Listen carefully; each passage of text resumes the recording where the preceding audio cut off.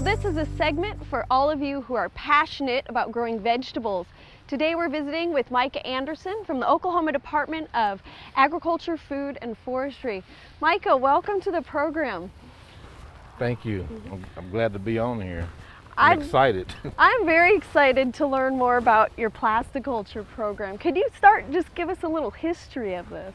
Well, I started with the Department of Agriculture back in 2005, and we were doing about 25 people a year. And every year more and more people wanted to do it. And it's a program that's targeted toward minority farmers or underserved farmers that don't have a lot of land. So if people that don't have maybe but even less than an acre or 2 acres, then they can actually apply for this program. And it's one of the only programs at the Department of Ag that if you got that least amount of land that you could apply for and actually be a farmer. Because if you sell $1,000 of produce, then you become a farmer. Yeah, you qualify for this. And the funding to help farmers get started with plasticulture comes from the Department of the State Department of Agriculture and from specialty crop grants that promotes specialty crops such as fruits and vegetables. Another benefit of this, of course, is that you're promoting local markets and getting some of the growers connected with those local markets. Exactly, and being able to put food close to home instead of bringing it, so far. And with the system, it makes really excellent produce because of the setup and irrigation and all of that. Well, let's look at that. So we're growing our vegetables on usually a black plastic, right? Yeah, usually because it warms the ground up early in the spring. It's just like getting in a black car. Yeah. Or and you get in it in really the hot. sun. You got to hurry up and get the air conditioner on. Yeah. Well, the ground's cool in the spring, so you put the black plastic on there and it warms up really fast, and stuff will really grow fast. And watermelons and cantaloupes, they like that warm ground temperature, and early on you can get them stunted. Well, with this, they don't. They'll just flourish. They'll grow quicker. You're going to get a crop faster. Yeah. Do you see higher yields as well when you're growing on plastic? I do because of the plastic over the ground. The ground stays loose where the roots can travel easy. You can keep the nutrients to it. You can put through the drip the fertilizer it needs. Okay. And the stuff really produces at a high rate and more of it and a high quality. Yeah, one of the things I've been talking about with our vegetable garden is protecting the soil from compaction from the rain. So we're getting that protection with our plastic. Yeah, and you also you don't leach out your nitrogen. If you got it in there ahead of time, you put the plastic over it, it doesn't leach out. Because it's not getting washed as much. Just the amount of water that we need to grow the crop. In the drip, with the tape being up, it just kind of leaches out onto the Excellent. I know another benefit of the plastic would be maintaining that moisture, keeping the soil nice and moist inside there. It does. It doesn't let it evaporate into the air, and it just kind of keeps it moist and keeps the ground loose and all those things. I imagine weed control also is a great benefit. Oh yeah, no more hoeing. A little bit sometimes on the edges, we'll do a little bit, but the old time chopping. Yeah. And you actually damage the roots a little bit sometimes when you do that. That's with true. this, you don't get that root damage. Now you mentioned early on you had about 20 growers, 25 growers. How many people do you have in the program now working with this? We have 70 plus because we've done 70 gardens and then we've done some demonstration gardens. Okay. You have a But couple then we have people that are off the program that are still having it done. So. People who've learned this before and now they're doing it on their own. So it's a wonderful tool to get them started. And that's what we're trying to shoot for, is to get them more independent. We actually provide some funding the first year so that they can not let it, if they need to put a fence around it, or if they need to buy some fertilizer, or even the scales to sell the stuff. And so to make sure it's successful that first year, and then as time goes on, they can be independent from us, and then maybe pay somebody. Several people have bought their own machines. Wonderful. Yeah. Well, why don't we go take a look at how this is installed? Okay.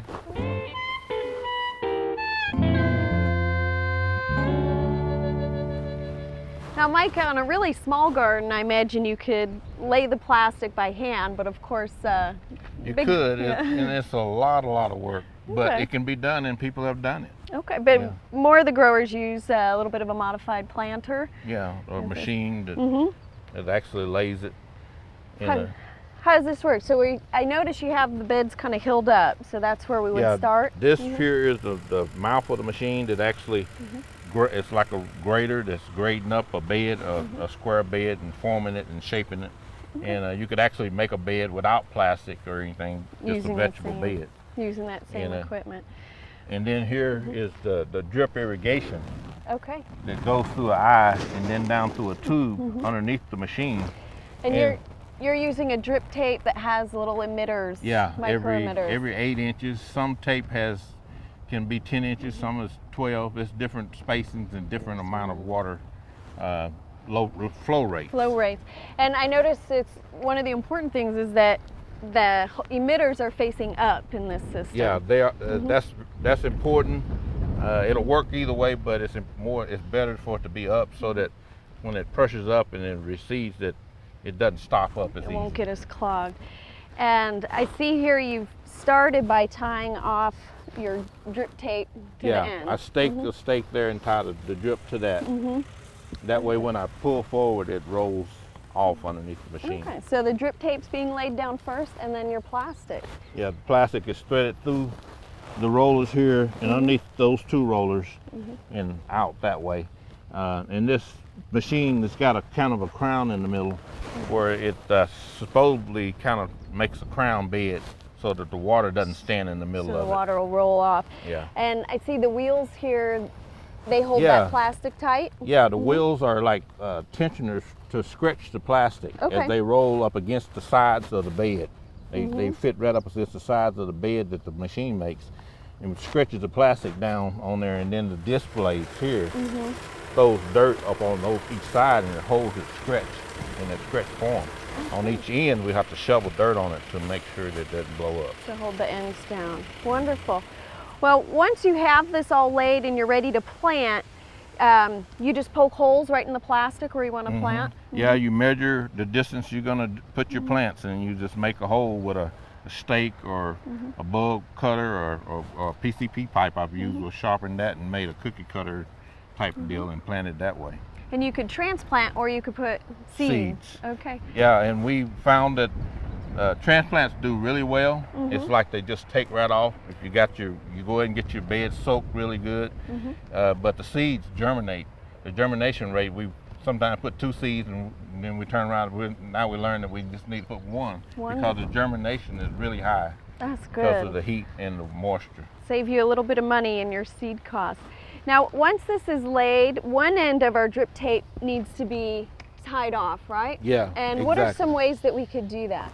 Okay, the one thing you can do is you can tie it off just like this.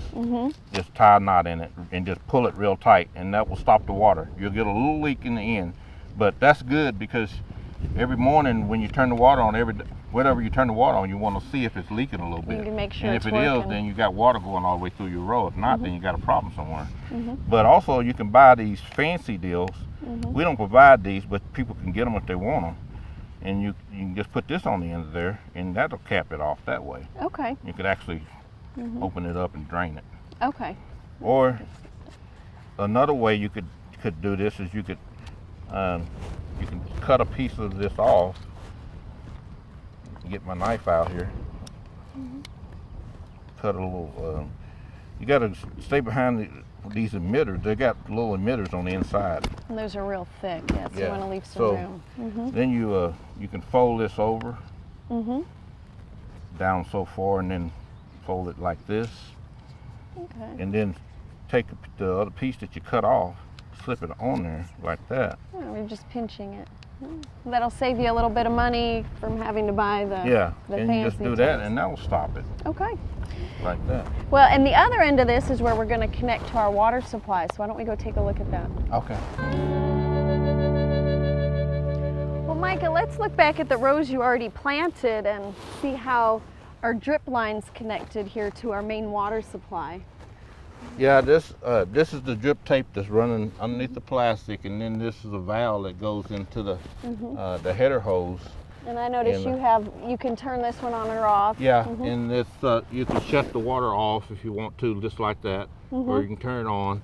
And if you didn't want a fertilizer row, you could just turn it off like that. Oh, that would be real important if you have different crops. Yeah, if you had, you know, tomatoes that needed fertilizer and you had okra that didn't, then you could just turn it off there. And then you could see the water dripping out of the emitters here. Yeah, it comes out real slow. So this is real slow. A slow process. You want to water for a while. Yeah, yeah. You know, you're probably gonna water at least for 4 hours at a time. Some people turn on, leave it on overnight even. Okay. That much. And then this is a little tool here that it just makes a little hole in it, like that, and then you work your little valve in there. And this header is actually a year old. We used it last year, and they make a little goop plug. You just plug it up right there. So if you're moving it, you could reuse it, but if you don't need that hole next year, you can just plug it off. And the drip line is also reusable. You could use that for several years as well. Exactly. Now you mentioned fertilizers, and you can inject fertilizers right into your drip line. Exactly. This right here is it's actually made for swimming pools that you put chemicals in the swimming pool, but you actually injecting your fertilizer into your garden. Okay.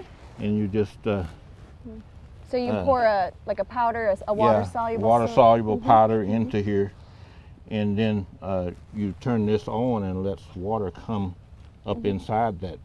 And then as it's coming up in there, you can see the water coming up in there, and it'll take it out to the garden, and you cap it back off. It's got an O-ring up here, and you don't want to tighten it too tight because it'll flatten out. But you could also put fish emulsion in there if you were trying to be organic. It's a little harder to control, but it will work. Well, and I know Rochelle, the farmer here, she applies a foliar spray of fish emulsion as well. So there's a lot of options do it either way. Fertility.